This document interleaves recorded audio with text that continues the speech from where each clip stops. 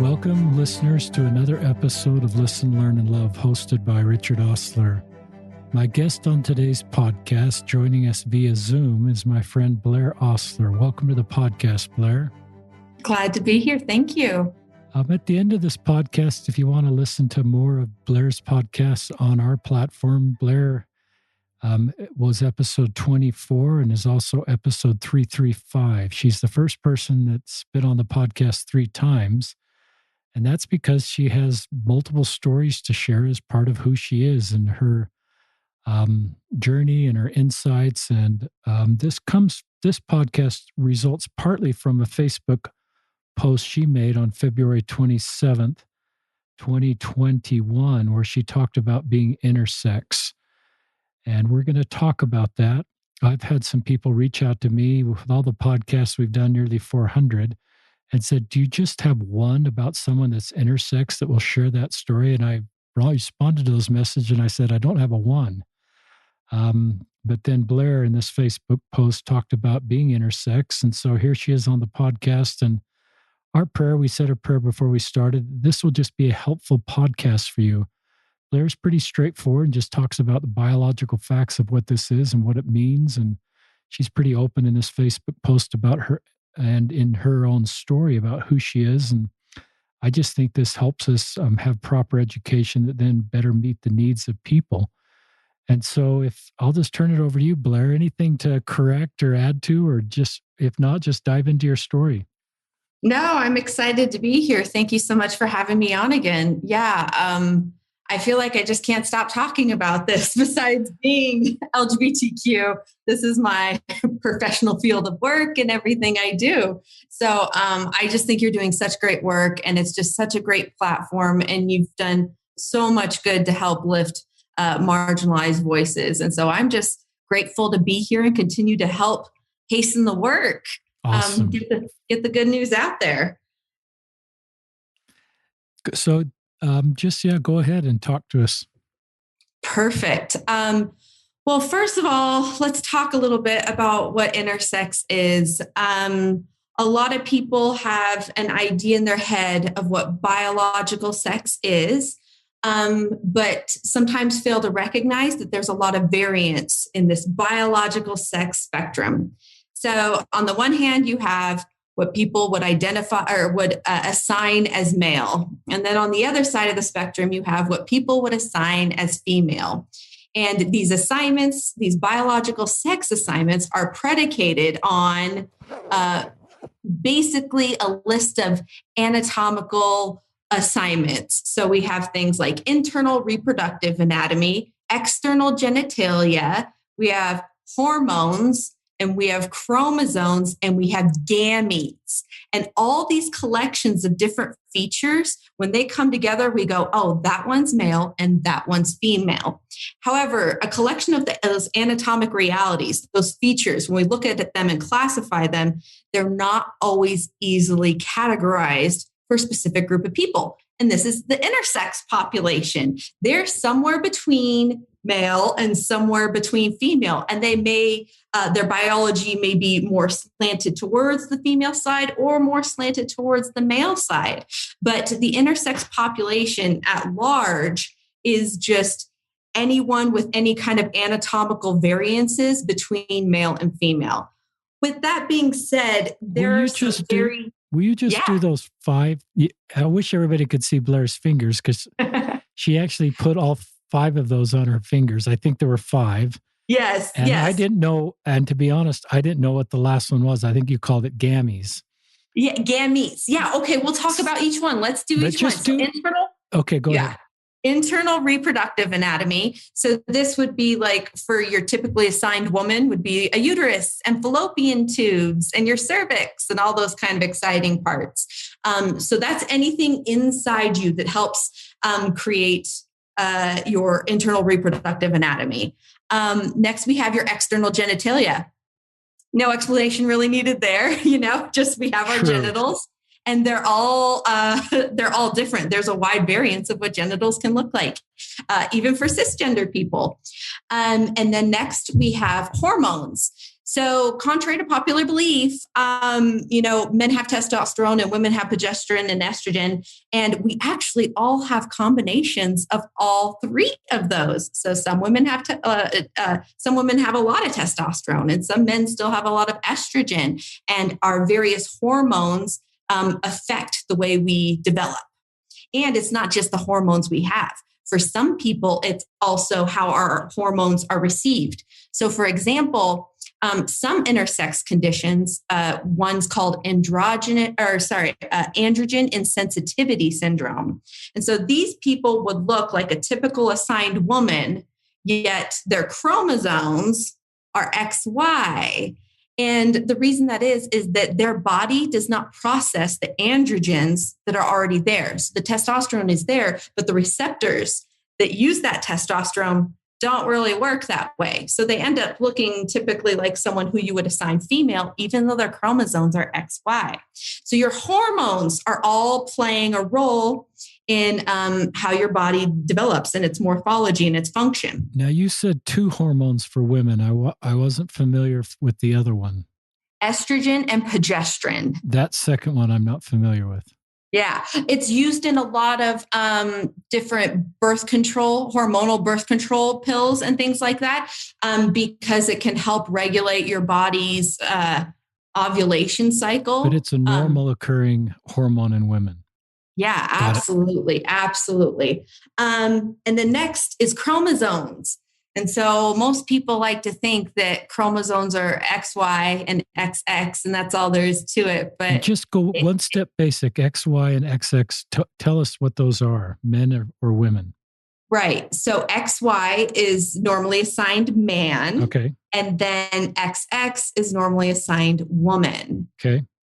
However, like in the case of androgen insensitivity syndrome, these people look like what you would assign a woman, but they are XY because their androgen receptors don't work the same way everybody else's does. So when they were being developed, and they're like, here's the testosterone in the developmental process inside, your mother's womb, the androgen receptors were like, oh no, we did not receive the message. And so the default was basically what we assigned female. And that just continued to happen despite the XY chromosome still there.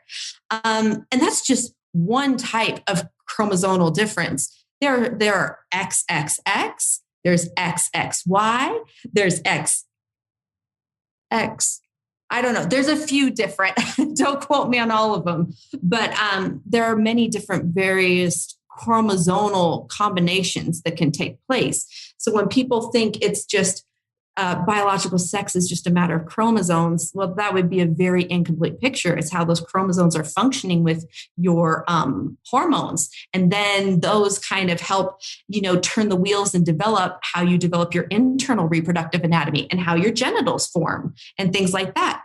The last one on my list, number 5, is gametes.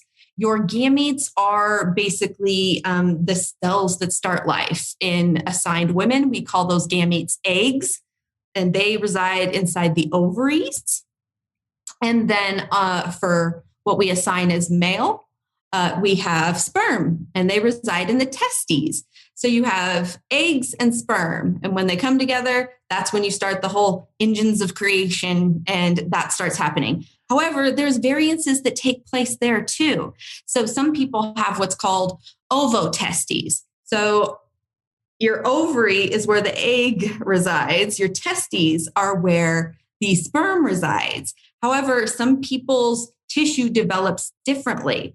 And it's called ovotestes, and it has tissues containing both ovaries and testes at the same time. And that can affect your gamete production and your gamete activity and things like that. So again, because these are homologous organs, right? They're called gonads. We all have gonads, ovaries and testes, and they don't always develop in distinct binary categories as some people would assume. So when you talk about all these anatomical points that we're going through, gonads, gametes, and chromosomes and hormones and all these things coming together, there's a lot of room for differences in how these things change the way bodies develop. And that's the intersex population. Now, for some people, there are some different ways that people want to define intersex conditions. And I think it is worth mentioning because some people want to define intersex conditions very narrowly, and some people want to define them very broadly. And there's different reasons and motives for that to happen. So, for example, some doctors will say the only people who are intersex are the ones with chromosomal variances. Everything else is just kind of a difference. We're going to assign you your sex based on your chromosome. So even though I'm looking at you and you look like what we would assign as male, if your chromosomes were XX, it doesn't matter. We're going to assign you female. So that's one way that doctors have done it. Another way that other doctors have done it is says, no, it's all about the genitalia. When the baby is born, they're naked. You look at their genitalia and you give them a gender assignment based on that. And they'll say only the people with non-binary genitalia are going to be the ones classified as intersex. And a quick side tangent, I say non-binary genitalia because a common phrase used is ambiguous genitalia. But that's not exactly accurate because there's nothing ambiguous about anyone's genitals. They're just right there. They're just not binary. And just because they're not binary doesn't mean they're not, they're ambiguous or there's something wrong. It's just they don't fit our binary assignments. That's a great insight. Yep. So I use the term non-binary genitalia or even non-binary biology, depending on, what we're talking about. Now, let me go back to chromosomes. When a doctor assigns it based on chromosomes, is that a test? Is that something that would normally be known at birth, or is that a test that's done later if there's some question about this topic? That is an excellent question. So most of the time, gender assignments are done based on genitalia. The majority of babies being born are not having their hormones tested, not having their gametes checked, not having their internal reproductive anatomy checked, and not having their chromosomes checked. So the majority of people who are assigned as intersex usually have some sort of non-binary genitalia. Until later in life, there's usually a few ways people find out they're intersex. The first way is usually when you're born and you have non-binary genitals, and this is the one that people get really upset about as far as like non-consensual surgeries and procedures and things like that. And these have been widely discredited as harmful. It can prevent their child's fertility in the future. It can prevent them from achieving orgasm. It can come with all sorts of harms, difficulty urinating, all sorts of things like that. So a lot of intersex advocates have advocated against non-consensual surgeries on infants born with non-binary genitalia. And so that's a good thing that is a practice that's slowly going away. Just educate me. Is there any downside to delaying? I mean, I assume all the body works fine with non-binary genitalia, and there's no reason. Is there any medical reason to do this surgery at birth? So there's a few reasons. For one reason, sometimes there is certain conditions, intersex conditions, for example. So when what we would assign as a female's vaginal canal overlaps with the urethra, it can cause a problem as far as urinary tract infections and all sorts of things. And these are very painful things. And so there are some conditions that you can't really wait till the baby is older to correct the overlapping of a vaginal canal and a urethra because it can cause physical harm. And so those surgeries have not been really the ones that people are like, no, stop the surgeries. No, it's usually the one based on morphology and aesthetics, meaning you need to look a certain way to fit in, not necessarily even about function. It's just look. So for example, if an intersex child is born and her clitoris is enlarged, they'll say, oh, that needs to be smaller because women are supposed to look this way, because the clitoris and the penis are homologous organs and they develop differently depending on hormones that are present during gestation. So sometimes people will say, oh, this genitals it's non-binary genitals and we need it to fit that binary. And so that's when non-consensual procedures and surgeries become problematic, because imagine, cutting on a child's clitoris to make it smaller to look more feminine or whatever. I mean, that's definitely going to affect her mental health, safety, and understanding of her body, her sexual relationship in the future, or anything like that.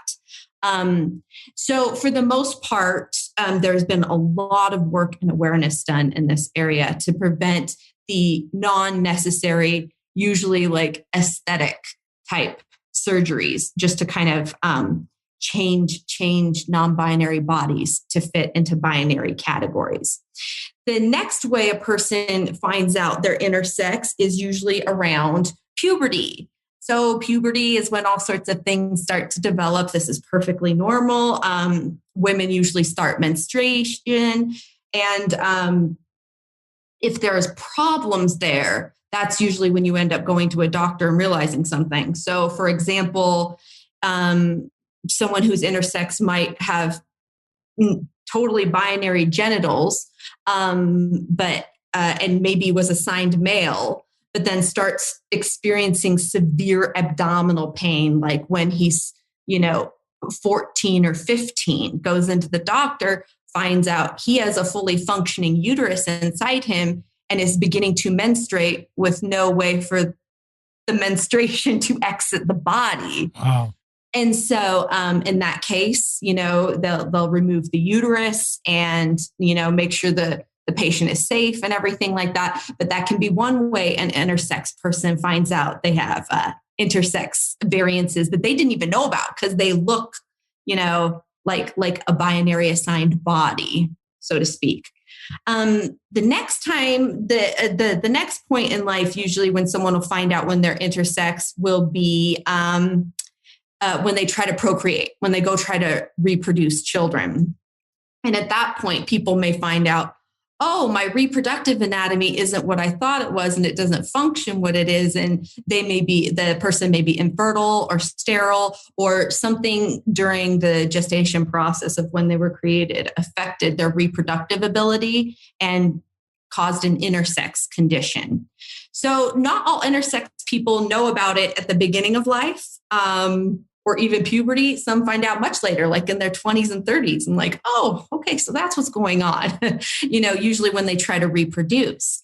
So when we talk about what defines as intersex, some people have very different definitions. Some people will be like, it's only chromosomes. Some will be like, it's only external genitalia. Some people will be like, it's anything in the spectrum in between of those biological variances, because even our intersex categories can't easily be defined as, oh, it's this one, it's this one, it's this one. It really is. If you think about a spectrum or a rainbow, on this end is male and this end is female, there are lots of different biological variances and variances and all sorts of manifestations that are happening along that spectrum. So if we're talking about at what point did this person go from being a woman to being intersex, like where is that line? Where are we going to draw it? Chromosomes, genitalia, hormones, internal reproductive anatomy. Even then, we're still kind of like, well, it's still kind of tricky because we don't know exactly where that line is going to be. And not only that, then we have to take into account what the person is experiencing and going through. So some intersex people feel like, no, I'm totally male. I was assigned male. Yeah, I have this condition, but like I'm not intersex. I'm still just male. So individual agency plays a role in how we are going about categorizing our biological sex variances, right? So when we talk about, what is intersex and who is intersex, well, even the definitions themselves are complicated, and even the definitions are changing within the medical community and things like that. And a lot of people will be like, usually in conversations, they'll be like, oh, it's so rare, we don't need to worry about that. But even generally strict definitions of intersex conditions, they're as common as redheads. 1.5% of the population is said to be intersex. So if you know a redhead, you likely know someone who is intersex. And if you know lots of redheads, maybe you know a lot of intersex people. And some intersex people don't even know they're intersex, because if they have conditions in their internal reproductive anatomy and never try to have birth or never try to create children of their own, they may go undiagnosed their entire life. So it's really just this. I love intersex people because it's just this really beautiful natural phenomenon happening in the world. And so many people want to pretend it's not there because it doesn't fit our binary expectations and our binary category. And it takes a little more effort on our part. But it really is this 100% naturally occurring thing that happens. And yet we go about walking amongst you invisible. This is a really good segment. You're very good at explaining sort of the facts of this, and in a way I've never heard anybody. I learned a lot. Some guests, we've talked about enough of the topics enough. I pick up little bits, but here I'm picking up tons of stuff.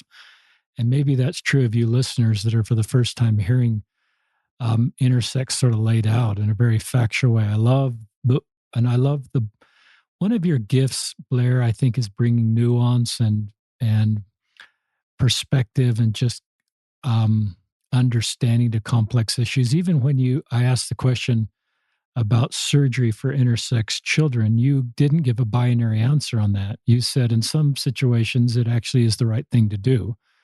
And so I think that's one of your gifts to our community is your just thoughtfulness about these complex subjects and not making a singular narrative out of complex subjects that sometimes my binary brain wants to go to, and just have to deal with the nuance of these.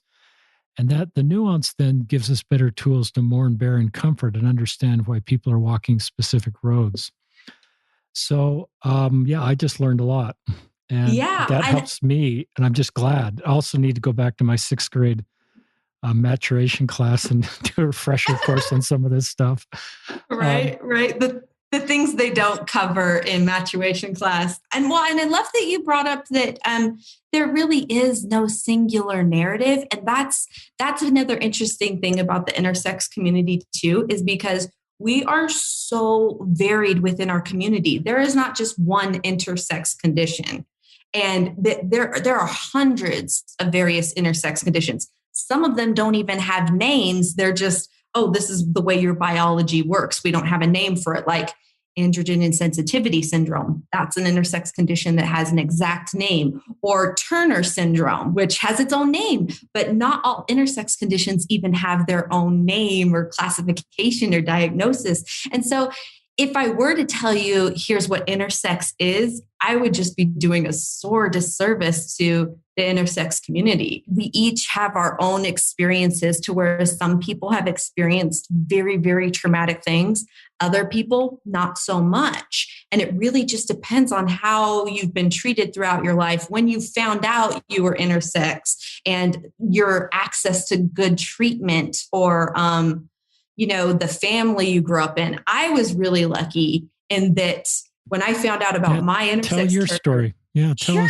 Yeah. I know there's like all this background information you need before we can even launch into exactly experiences. But I was lucky in that my dad's an orthopedic spine surgeon. And so talking about the human body and open surgery photographs on the kitchen table. And we talked about the human body in all sorts of ways. So when some people are like, how can you just talk about clitorises and penises being homologous anatomical body parts without blushing? I'm like, because we did this all growing up. The human body in my family was never something disgusting. It was never something to be ashamed of.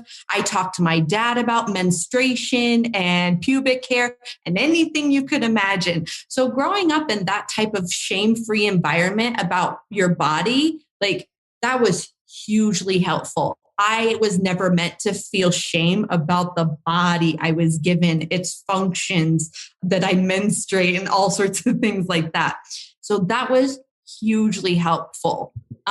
Some people I would say not so lucky. And I'm not saying everybody has to be as open as my family is. We talk about everything, but I do think there is a certain advantage to being raised in a home where biology doesn't come with shame. It comes with let's understand. And there's a big difference there. So often in the intersex community, biology comes with shame. And that's really not how it should be at all. I mean, you're born with the body you're born with. There's no sense in shaming God's good work, right? I love that. And I wish our listeners could see Blaire's face in this podcast, because there is just light and there's no shame as she's talking about this. There's no embarrassment. There's no I just think that's one of your gifts, is the way you talk about this in a non-shaming, positive way. Well, and it's amazing too, because a lot of that came from my Mormon heritage and upbringing, my growing up in the church. Like, I was taught that my body, along with agency, are the two most powerful gifts I'm giving. To receive a fullness of joy required me to have a body. My body is powerful. My body is magical. My body is here that I might have joy. Like, the human body is just a thing that we don't celebrate enough. I mean, our scriptures celebrate it, but I would love for people to get more comfortable with understanding that our bodies, our functions, our desires, these things that we're born with, all trapped in this biological meat sack, are for our benefit, are for our joy and goodness. It's all part of the plan of happiness. So there's no need to be like, oh, they had ambiguous genitalia growing up. It's like, no, they were not. They're non-binary genitalia, and they made in the image of God just as much as anyone else. So with that being said, I was not made to feel shameful about my body in my household. If we used correct terminology and we spoke respectfully, we could talk about anything we wanted. And there wasn't any problems with dad being embarrassed, or, mom being like, don't talk like that at the table. It just didn't happen in our house at all. So when I reached puberty, that's when I started to realize, or when we figured out, that there was something different about my biology, though we didn't know exactly what. I didn't start menstruating until I was 17. And that's later for a lot of women. And when I did, I got really, really sick. I started vomiting. It was not a normal experience that most women would go through, I would say. But I got really, really sick, and I would vomit. And then after that, I did not menstruate for an entire year after that. So we had no idea what was going on. When people talk about, for most assigned women, there's also another term. It's called AFAB, and that's assigned female at birth. So if I say AFAB, that's what I'm talking about. I'm talking about anybody who is assigned female at birth, just to kind of give you a visual. So most AFABs did not have the experience I was having when it came to menstruation. That's not how it worked. However, we didn't know exactly what was going on. And so we figured no need for me to have any kind of surgery or anything like that. We'll just kind of let this play out and see how it goes. It wasn't until, almost a decade later, that I tried to reproduce. And that's when we ran into problems and understanding about my body and my biology. My husband and I tried for a year to get pregnant, and nothing was happening. And so what we figured out is that my hormones are different than most most AFAB hormones. So most women's hormones. I have elevated levels of testosterone that kind of changes the way my cycle works, and allowing me to ovulate and release an egg and things like that. The second thing we figured out was that somewhere in the developmental process of being in my mom's uterus when I was being born or before when I was being gestated, there's a condition called a bicornate uterus. And this is where the uterus is usually shaped like an upside down pear. And what happens is it starts to split and create two uteruses. So it's in the process of splitting like twin uteruses. And mine was in the process of splitting that. And usually a bicornate uterus starts to look like a heart because it's splitting. Now, some bicornate uterus dip all the way down low. You can have two uteruses eventually that can go to two cervix and two vaginas, which is a whole nother condition in and of itself. But I had a bicornate uterus that had mutated. And so it started to shape down and flatten. So picture like a hot dog. So what a uterus is supposed to look like an upside down pear, mine looked like a hot dog. Then, again, for reasons unknown, it started to tilt and turn. So my uterus wasn't even facing up and down, in which a child could, I should say, enter and exit. It was tilted the wrong direction. So at any point, if any semen was trying to get up towards the uterus and the fallopian tubes to, meet that egg to make a baby, it was not going to happen that way. Interesting. So my hormones combined with my uterus and my irregular ovulation cycle, I had irregular gamete activity.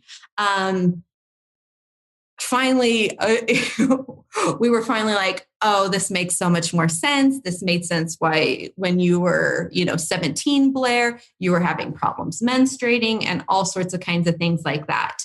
And eventually we figured some things out. And through the miracle of modern medicine, I was able to have 3 beautiful babies, 3 beautiful, beautiful babies.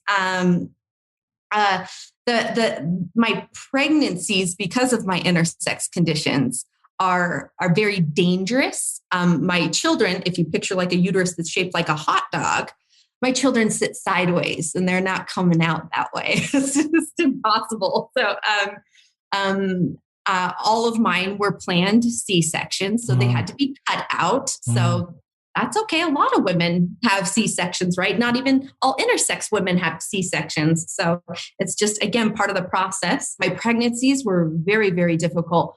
The last one, my daughter, it was so difficult that I ended up getting sterilized on the operating table after she was removed. I lost consciousness and I lost a lot of blood. I almost died on the operating table. It was It was a risky move, but after that, my husband and I both decided, you know what? It's more important that these 3 babies have a mama than we have a 4th baby and no mama.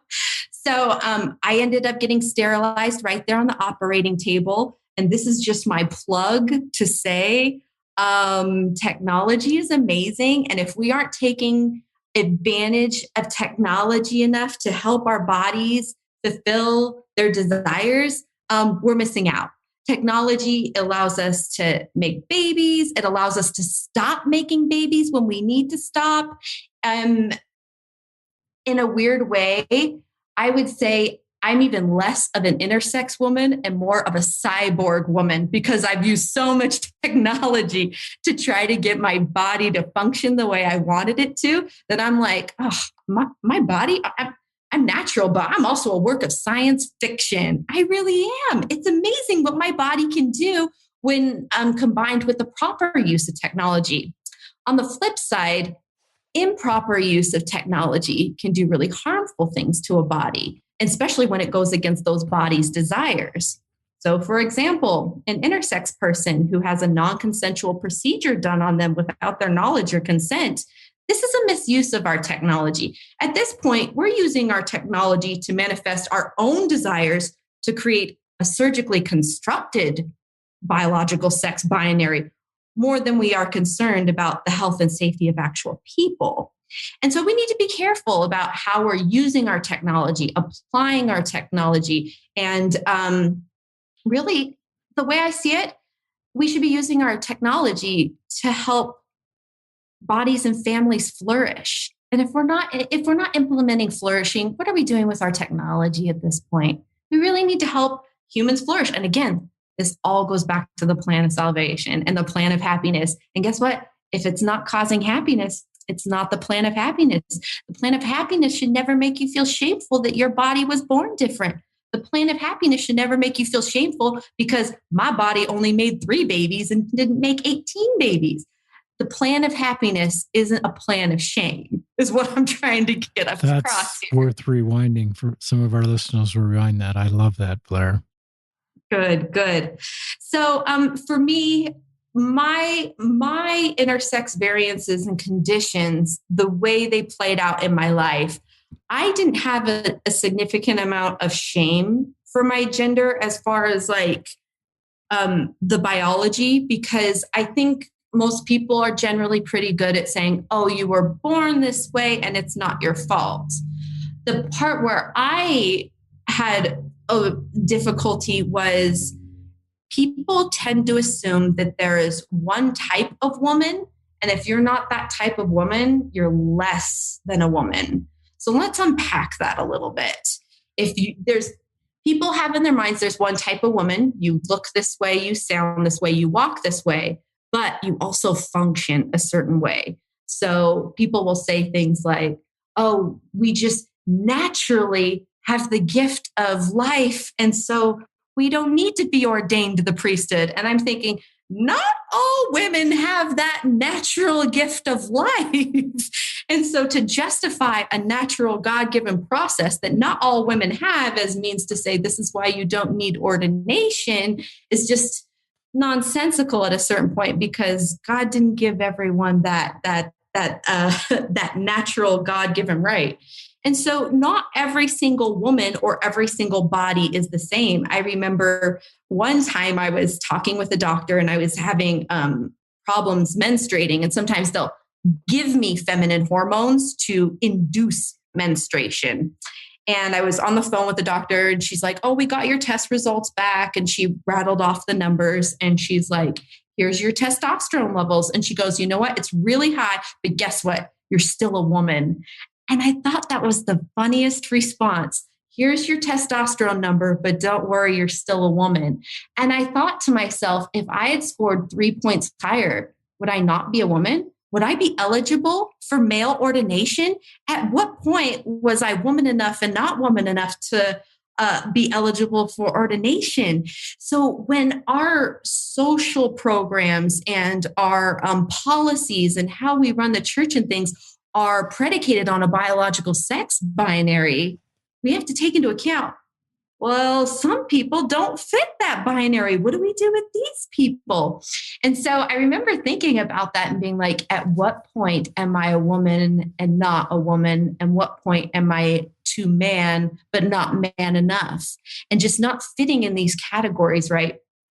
And I remember trying so hard at taking hormones, T blockers, all sorts of things. These are all things that our transgender members take. They take these things. I take the same meds as our transgender members. Yet in so many ways, I am afforded more social grace and clemency because I happen to be intersex instead of trans. And it just didn't sit right with me that I could be taking the same hormones and medications as this person who was assigned male at birth, but yet they were sinning and I wasn't. It made no sense to me. We could take the exact same medication, but I was not sinning and they were. I just couldn't picture God pointing at a trans woman saying, don't take that T blocker, and then pointing at Blaire and say, yes, take that T blocker. I just don't think it works that way. I think our heavenly parents give us agency to know what medications and hormones create a body that really creates a safe space for the spirit. One thing I don't think people consider enough is our bodies, yes, are temples, but they're temples so the spirit can reside in us. But if something's not right with my body, if I can't feel the presence of the spirit with me, if I can't feel my heavenly parents talking to me and something's off with my body and my spirit, they affect one another. Those need to be in line with one another. For me, there have been times in my life where the gender dysphoria was so bad that I couldn't feel the spirit. And I personally have got confirmation through prayer, the spirit, and my heavenly parents that have told me on multiple occasions that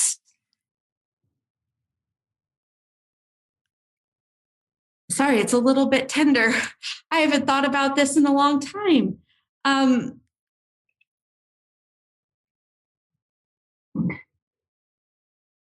You can't feel the spirit if you're not happy.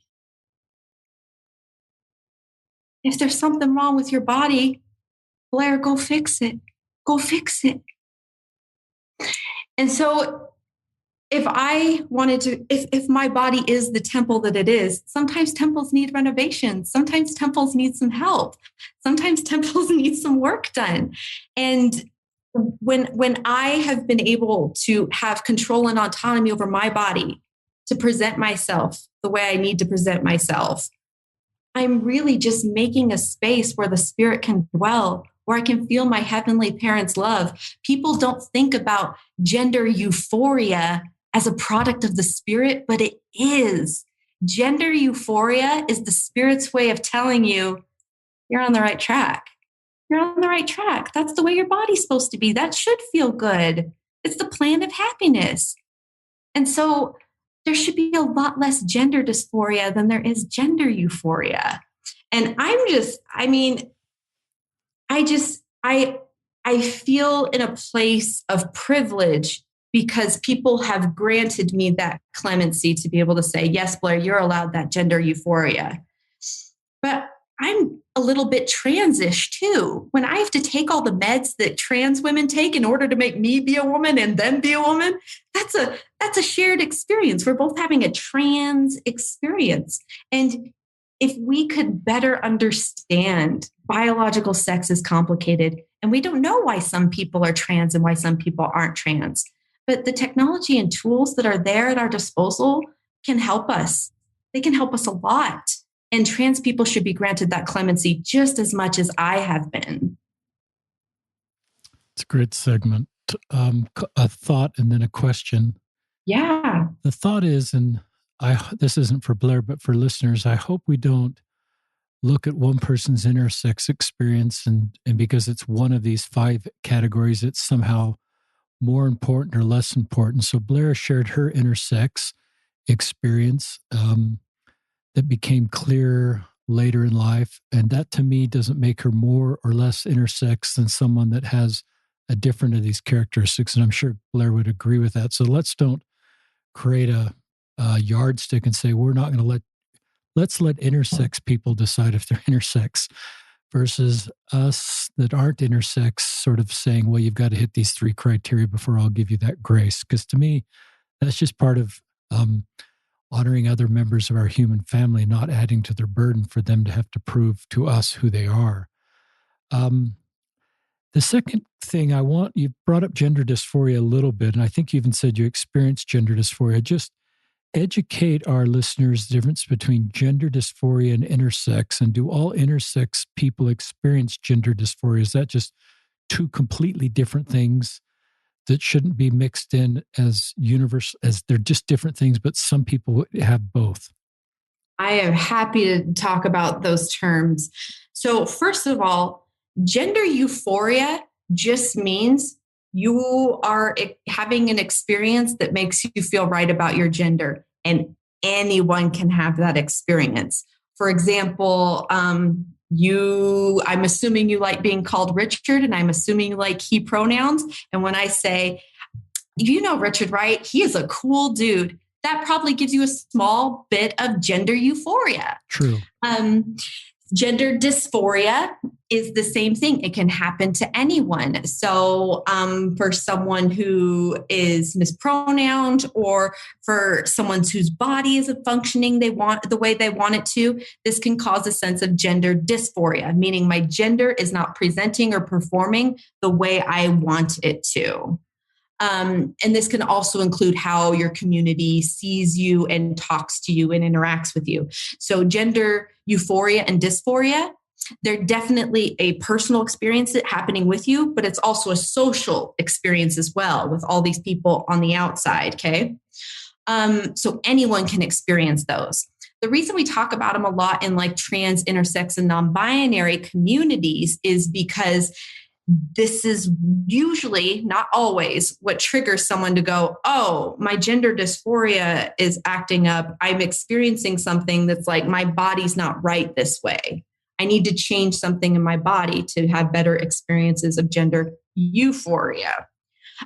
Again, this can happen to anyone, but it happens a lot within the genderqueer community. When you're intersex, when you identify as anything, you're having both a little bit of a cisgender experience and a little bit of a transgender experience too. Because if I was assigned female at birth, and my body doesn't do that thing, well, I have to take technology, ingest pills, and do those things, surgeries. I've had surgeries and things done to make me a woman. So in a weird way, I was kind of sort of born a woman, but I was also created into a woman. Like I had a hand of agency in this, right? So, a woman is born, yes, but she is also created. There's no need to distinguish the difference between the two, so to speak. So intersex people are usually used a lot in talking about these conversations of where do trans people fit, where do non-binary people fit, because people want to think of it as, oh, you're just mentally ill, which is not true. Not true at all. Totally discredited by multiple medical organizations and establishment. It is not true at all.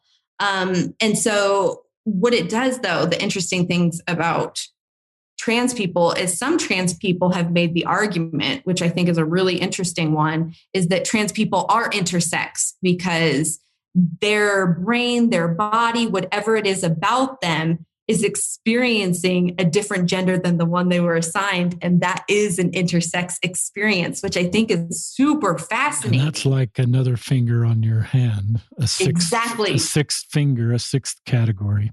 Exactly. They'll say, here's the sixth category. And some people call it the brain, but I think that's a little too reductive because it resides in more the brain. I think the sixth marker of gender is agency. And yeah, that happens in the brain, but it happens in other parts of your body too. Agency is a bodily experience. And agency is what is inside you telling you through gender euphoria and gender dysphoria, oh, I am this thing, or oh, I am not this thing. And so I hope that we continue that as we understand more about our biologies and more about our bodies, is that our agency is all wrapped up in this too. So for example, there's actually a genetic component to whether or not you like cilantro. For some people, the taste of cilantro is like soap. And for other people, it's delicious. I'm one of the delicious cilantro lovers. The more cilantro, the better. But for some people, there's a genetic component that just says that tastes like soap. It's gross. And they have a strong aversion to it, right? Now, we don't know this yet, but there may be genetic components to why some people identify as something that they weren't assigned. We may find gender or genetic components to why people are attracted to members of the same sex versus the opposite sex, or people like me who are like, I like all the members. I do wonder, being bisexual or pansexual, however you want to say it, how much of that has been influenced by being intersex? Because sometimes I'm like, oh, my masculine side is coming out. Isn't she beautiful? That's honest. And so the funny thing also about intersex people is there's always like this pressure to like pick a side. You got to be one or the other, of course, use technology to change yourself, but pick a side. And it's like, well, it's not that easy. I am what I am and I like what I like. And so if you're an intersex person, are you gay if you like women or are you gay if you like men? Which one is the gayer option for an intersex body? And so in some ways, this is like for my personal journey, why I just use the term queer, because I'm like, it just encompasses my biology. It encompasses my gender experience and identity, and it encompasses my sexual orientation. It's just queer. I don't know why I was created this way, but I do know that my queerness brings me joy, so it can't be that bad. It's queer. It's queer. This is when we get into the space of the conversation where people start to go, oh, so it really doesn't matter what gender you are or who you are attracted to. Maybe we should just all try to be a good person. Yes, that is the correct answer. This has just been a helpful podcast for me and for our listeners. I'm going to ask you about your book that's coming out if you want to talk about that. But I think for me, listening to this, I just recognize we're at the front end of learning things that in 30 years we'll go back and go, I wish I understood what I know now back then, because I probably would have been kinder to people. I use the story of Catherine Schweitzer in 1967 running the Boston Marathon. And everybody assumed in 1967 women couldn't run marathons, and the race officials ran after and tried to rip off her number. And now we'd all cringe with that, armed with the understanding we have today, the stories of people that run marathons. We know women marathon runners. And we could all wish we could go back that we're alive in 1967, be kinder to Catherine Schweitzer. And so it's just living the gospel of Jesus Christ and following Christ's teachings for me, listeners, just caused me to want to extend grace and kindness and understanding as I'm learning about people that I haven't had as much exposure to, instead of dismiss them or say they're confused, this is a mental illness or a sign of Satan confusing people. I think it's better to put that on the shelf and listen to people that are walking these roads. And then after listening to a lot of people, I think it helps us know how best to minister and to bear, mourn, and comfort, and not say things that would add to somebody like Blaire's burden as she bravely shares her story. And so this is helpful for me because I love Elder Cook's quote. I've been quoting that a lot on the podcast and General Conference. He talks about unity and diversity. And I think that's sort of the finish line is there's unity and sameness. And I think we're all good at that, of just being unified when we're around people that are just like us and have the same worldview and the same sexual orientation and gender identity. But I think a higher bar is unity and diversity and finding common ground. And I think we as Latter-day Saints ought to be the best at that, because we have this 40,000 picture that we're all children of the same heavenly parents that love us. Blaire is I don't know what, is my spiritual sister, I was going to say. My spiritual, sibling for sure. And so that's the way I approach this, listeners, as a committed Latter-day Saint. And I'm just willing to sort of Elder Uchtdorf in a worldwide training. It's in my book. He challenged us to get past the massive iron gates of what we thought we already knew. And I think that's a charge to be humble as we are trying to understand new things that may be uncomfortable for us at first, but are part of helping us be a better person and better support others. So I want you to, if you'd like to, just tell listeners about your book that's coming out. They may be listening to this podcast when it's out and how to get to it. So if you want to share with our listeners in this closing segment about your book or anything that I've said you want to go back to. No, that's terrific. I think we covered a lot here. People will probably be chewing on it for a while and they'll probably have some feedback. But my book is coming out this June.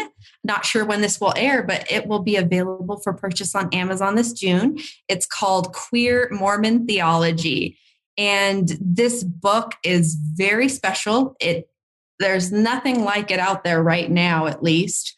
The book is queer because it talks about all the ways in which Mormon theology is already queer. And I do specifically choose to use the word Mormon because it extends to more than just the Latter-day Saint community.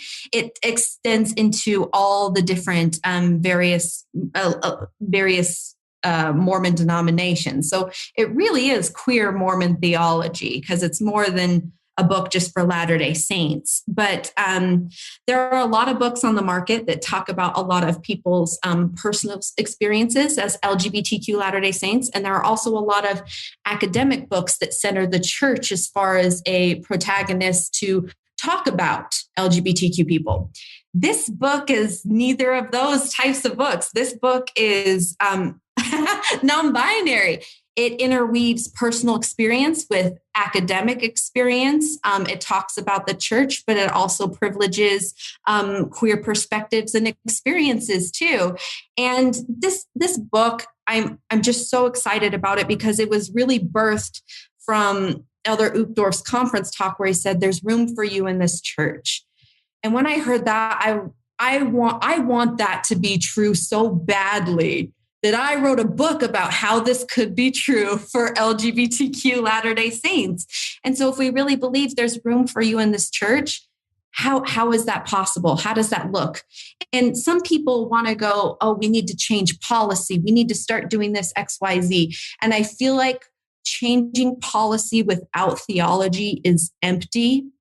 And we need a solid theological framework for why queerness isn't just this side tangent thing, but an important part of our divinity of who we are as people. And so really, Queer Mormon Theology, I see it as a very joyful book. I know there are some people who I say things in there that's going to make them uncomfortable. It's going to stretch them a little, but I see it as a very joyful, hopeful book that says, look, queer people belong here just as much as anyone else. And I'm really confident that our heavenly parents see it that way too. Thanks for writing the book. I look forward to reading it. Look forward to learning. And the word queer, listeners, I'm 60 years old, and that's a word obviously that generates a lot of different feelings in a lot of different people. But if there's any negative that comes with that, unless you're LGBTQ and you feel traumatized by that term, and certainly LGBTQ people my age do feel that way sometimes, the younger people are taking that on as a positive way. And so we shouldn't hear that word and think that that's a word that's not consistent with Christ's teachings, with church teachings. So when you hear the word queer in a book title, don't let that trigger you in a negative way, because that's who Blaire is. And part of the grace that we're extending and learning to extend is to let people label themselves as they please and honor those labels. To me, that's just part of my responsibility as a Latter-day Saint. So I wish, we don't do video podcasts, but if you could see Blaire, she just has this brightness and this hope and this positivity. She's got a couple of her kids walking through the back of the Zoom call that you can just tell this is a wonderful home. It's not a perfect home. Our home's not perfect, but I'm also thinking that if I'm one of Blaire's kids, just the conversations that Blaire and her husband are having, the same kind of conversations that Blaire and her father had, just these topics are safe within her home. And as her kids are aging up, I think one of the blessings of their household is their kids will just be safe to talk to their parents about everything. And that's what we want as parents. So these kind of conversations, I think, are helpful in talking kindly about people, all types of people, signals to your own kids that, man, my parents are probably pretty safe for me to talk to as I need to talk about potentially complicated things going on in my life. So, Blaire, my love and prayers continue to be with you. Thanks for all you're doing and helping in so many different circles. And I pray that you'll continue to be sustained and know how much your work is appreciated for many people. And so thanks for being on the podcast, Blaire. And we are not related, as I may have mentioned, but I teased Blaire that somehow we are related. I guess if we got out that app that shows where you're related, we'd find out probably through your husband, since I assume you took on your husband's name to get. Yeah. What's your maiden name for our listeners? It's Carpenter. It's German. So my line, I have a lot of German Jewish ancestors that came here through that line and joined the church. And so I'm mostly German, Jewish, French, and Irish. That's good. And I married an Ostler, a British, And Ostler is a very Utah Mormon name. Everybody I've met that has the name Ostler has some ties to the LDS Church. So, and I think a lot of that comes through Nephi, Utah. But anyway, this is Blaire Ostler and Richard Ostler signing off on another episode of Listen, Learn, and Love.